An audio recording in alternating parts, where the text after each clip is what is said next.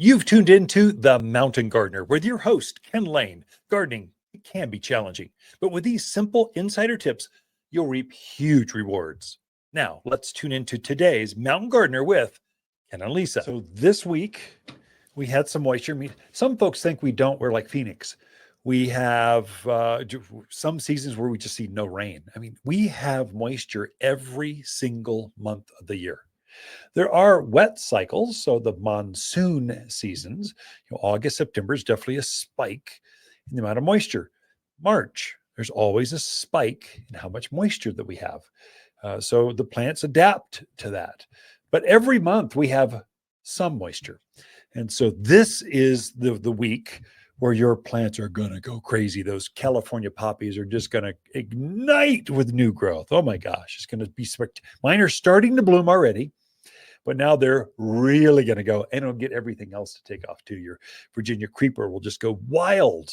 That's a native vine that's growing out in the yard. So it loves this kind of moisture in early spring.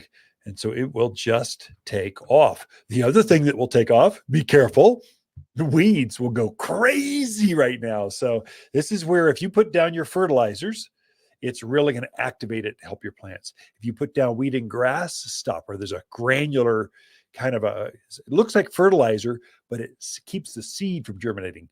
This kind of event really gets it in the soil so the seed will not take off.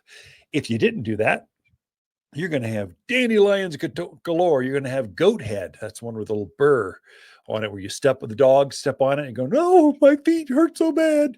That's goat head.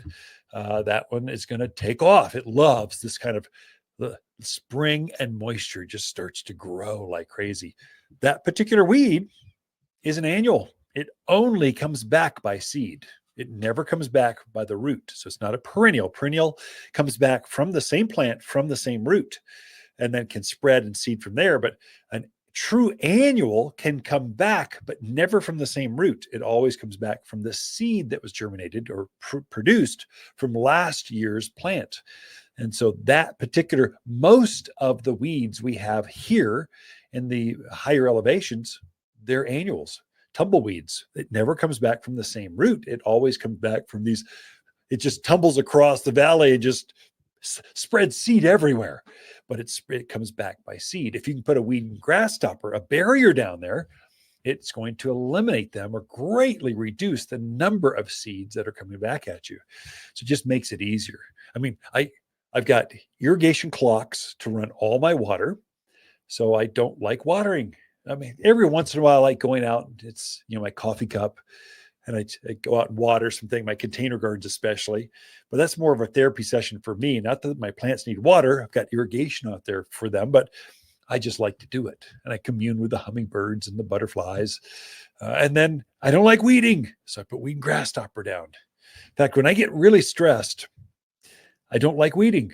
When I get really stressed, I like deadheading flowers. I'm a flower grower. I just love color and fragrance and butterflies and hummingbirds and pollinators and all those things. It's a therapy session. When I have a really hard day at work, I've been dealing with insurance agents and attorneys and supply chain. Vendors are shorted me on my last truck. I'm just dealing with chaos, which is kind of business owners. When I really want to have fun, I go talk to gardeners because that's what I love to do. That's why I love owning a garden center. I get to talk gardening to gardeners. And then I really love taking my phone, putting it down and going out in the yard and I lose track of time when I'm in my gardens, when I'm out there just plugging a new flower in or just deadheading some flowers or smelling the lilacs in bloom this week. That's magical. That's therapy. It reinvigorates, kind of gets me excited. And so it's a good for me. I lose track of time. And so I think that's what gardening does for so many of us. So less therapy sessions and more garden sessions, and you probably have just as much fun or just as more health benefits. Well, that's it for this week's show. Throughout the week, Lisa and I camp out here at Waters Garden Center. We love talking to fans of the show.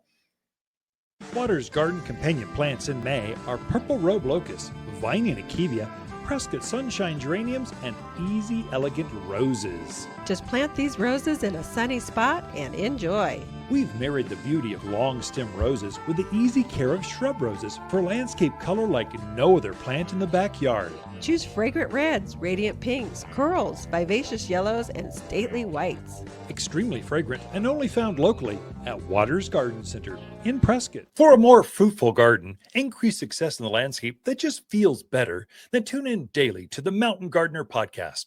Subscribe through your favorite podcast streamer or visit watersgardencenter.com. Better yet, visit me directly right here at Waters Garden Center. Thanks for tuning in.